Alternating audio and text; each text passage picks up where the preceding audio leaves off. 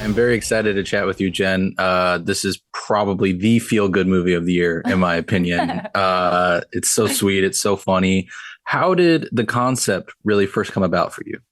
So my older brother is very similar to Anne in that he is a genius and just remembers literally every fact he's ever learned. And he has been obsessed with Jeopardy his whole life. He's tried out multiple times. He always makes it into the contestant pool, but never gets the call to be on the show. And when I first moved to LA, I was working as an assistant on a Sony show. And so I would have to drive onto the Sony lot all the time. And I would drive past the Jeopardy stages. And I would just be like, it's right there. If I could just get my brother onto the show, it would make his whole life.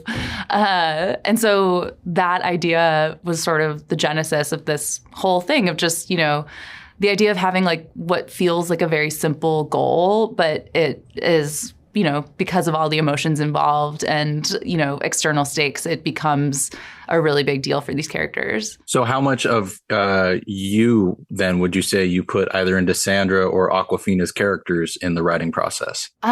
Great question. I feel like Jenny's bag is very, very much me.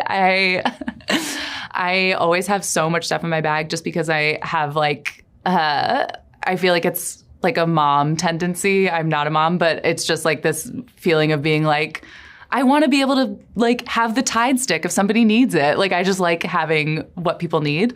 So my bag is always just filled with many mysteries.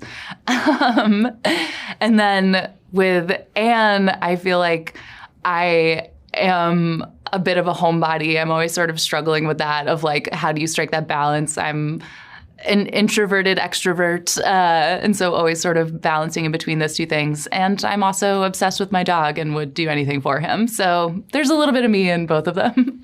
As anyone should do for their dog. Exactly. Be there for them. I love, though, that twist, though, that the dog is the one taken hostage instead of the mom or another family member. Was that always the plan, or was there ever an earlier draft of the script where there was an actual family member who was taken hostage instead of the dog? It was always the dog. It was so much always the dog that there were times where we were like, should we call this movie Saving Mr. Linguini? There were a lot of titles pitched around in that area. But yeah, he was always the one in danger. I love it. That makes it such a fresh twist from any similar stories.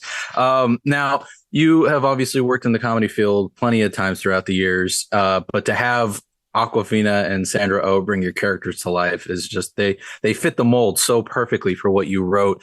Did you have them or anybody else like them in mind when you were putting the script together? No, I mean, I started writing this script, really having no idea what would happen with it. I just was like, I have this idea that makes me laugh and I want to just write it and I'll see what happens. Worst case scenario, I have another feature script that is just a sample.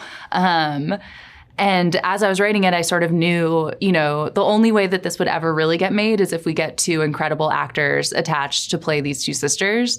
And so I just was sort of keeping it open because I wanted to just sort of have, anyone that we would maybe be interested in. I just wanted it to be able, to have them come on board if they were interested.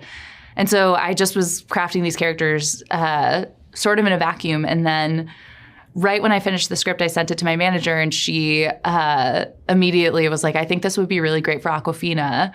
And that was beyond my wildest dreams. I was like, oh my gosh, I mean, yeah, that would be amazing. And so she was the first person to read the script. And when she signed on, I couldn't believe it. And it became so exciting to then think of Anne as portrayed by Awkwafina and sort of finding ways to bring parts of her into that character and, also make that character something that we're not used to seeing her play. And the same with Sandra, like they're both playing against type. And so when Sandra came on board, that was also just the most incredible gift of all time. I couldn't believe, I was like, wow, we really did get two incredible actors. And so it was so incredible to have them come on. And luckily, we had a lot of time where we were able to work on the characters together and really craft them together, which was awesome. I love that you got to have that experience. And I love that they both wanted to play against type, because that was one of the things that hooked me immediately, was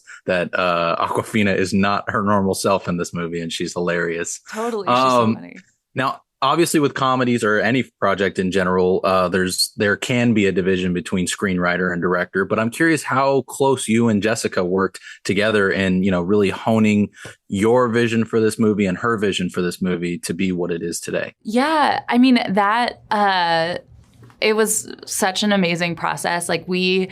Right when Jessica came on board, we all got to spend, Jessica, Sandra, Awkwafina, and I, we all got to spend a week together in London, where we were just working on the script and sharing stories about our families and just talking about shame and, being embarrassed. And it was so fun. It was such an amazing bonding experience for the four of us. And then also so much came out of that. It was Jessica, I forget if it was just an idea she had or if it's something that happened to, someone she knows or in her family, but it was her idea to have the mom just run away. It used to be that the sisters were brought back together because their dad died. And Jessica was just like, I think it's funny if their mom is just so bad that she gets them into a bind and just immediately leaves and they have nothing, they have no safety net. And I thought that was such an interesting, fun twist on that. And we don't normally see really bad moms. And I thought that was honestly really nice and emotional to put into the story. And so there was so much of Jessica and I working together so closely to get this script into, the movie that you see today. I love that. And I do love the change to the mom then, because this movie really does feel more about the sisters than anybody else. So that's fantastic. Totally. Now, Awkwafina is, of course, in her comedy world is known for improv as much as she is for the script. And so I'm curious if there was any one scene or even any one joke where when she performed it, it maybe made you laugh more than when you initially wrote it. Oh my gosh. I mean, all of her mannerisms are so funny. Like, she really is such an incredible physical comedian that it really was, honestly, everything was so much funnier when she was performing it than I ever imagined, just because that character is so lived in. I feel like you can tell that it's coming from her bones. Like, she is just so, so funny. And just even little comments, like one of my favorite jokes, it's so slight and it's even off camera, but it just really makes me laugh the way that she said it, is when she's scrolling through all of the results from when she searches for the Quiz Lady video, and she's just scrolling past all the headlines and she's just like, oh my God, there's discourse. Like, it's such a throwaway line, but just the way that she says it makes me laugh so hard. I love that one. I love that whole segment. It's so funny. Now, I found it interesting that this movie got an R rating because it feels very much somewhere in the middle between PG-13 and R. Was it ever like further in the script or further in the shooting into R rating, or was it always kind of walking that line? It was always walking the line, and I too was very surprised that it got an R rating. I was a little bit like, oh, I wish I had known that when we were making it. We could have done some other stuff. But yeah, it was always sort of towing the line, and I think that was what was so exciting for a lot of us making this movie, was that it did feel like it sort of existed in this sort of in-between space that we don't see a lot of, where even when I was writing it originally, when I was just sort of like, who knows what will happen with this, I was like, it's not, a big studio comedy in the traditional sense, but it's also not an indie comedy. It's not quite a dramedy. So it's sort of existing in this in-between space that I think makes it feel